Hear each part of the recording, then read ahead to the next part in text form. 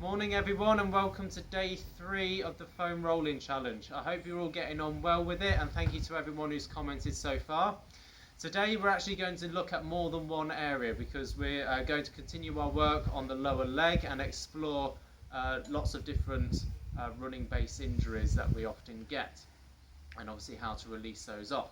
So the first one that we're going to look at is the shin muscles, and this sort of follows on nicely from what I was talking about yesterday in regards to releasing off the calves as well. So first of all, before we get started, it's important to distinguish where we're actually getting the pain, and therefore that tells us what muscle that we need to target. So again, we need to apply a little bit of calf anatomy here. So when runners say that they've got shin pain or shin splints, then usually they're referring to pain on the distal 2/3 of the inside of the shin, just here. So it's actually called medial tibial stress syndrome. That's its proper name. So it's on the medial side of the shin, medial being inside. Now, there's a common misconception around this injury because actually it's not a shin issue as much as people believe a lot of the time. It's actually a calf muscle deeper down that's causing the problem. So yesterday we were looking at the deeper calf muscles as well as obviously the surface ones as well. And one of those muscles that we looked into was the posterior tibialis, or the post-tib muscle. And it's actually that muscle which is the sort of shin splinty sort of muscle. That's the one that gets inflamed. So it could be argued that you're probably better off, if you have got pain in that sort of region, doing the exercises that we did yesterday in terms of foam rolling the calves, because if we get deeper down into the calf, then it's going to sort of release that off. I will, however, give you a couple of alternatives as well. So if we get our foam roller, then of course we can sort of try and angle it so that we're rolling on that sort of inside of the calf a little bit more. So obviously I did show you medial calf yesterday, which is sort of that type of exercise, but if we could probably rotate our body even more so that we're getting right into that medial part, and that's probably even better at targeting that muscle. However, I find this foam roller to be a bit bulky, the full size one for that. So there are alternatives as well. So if you've got like a spiky massage ball, hockey ball, golf ball, anything like that, you can really sort of get in and start sort of breaking down that area of tightness, and obviously find those knots and where they are, where it hurts a little bit more, and then obviously you can focus on those areas, just move it around a small bit and then move on. Obviously we want to make sure that we're not going over our joints as well, so we want to go from just above the ankle to just below the knee, just here. Also, I see no reason why you can't just get your thumb in as well and just sort of do a bit of cross fibre sort of massage with your thumb and just trying to break that down as well. So that's medial shin pain, the most common one. Some of you, however, in the past may have suffered from pain on the lateral part of the shin, so the outside of the shin.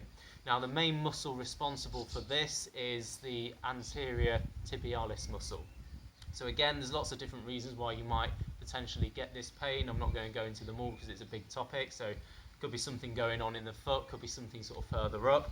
But essentially, there is a technique I can show you to sort of release that off as well. So for this one, you're not going to get into it if you sort of start foam rolling the back of the lower leg. So we really want to go into the front. So we can go on all fours and then place our leg on the roller and just roll it like so. Again, from just below the knee to just above the ankle joint.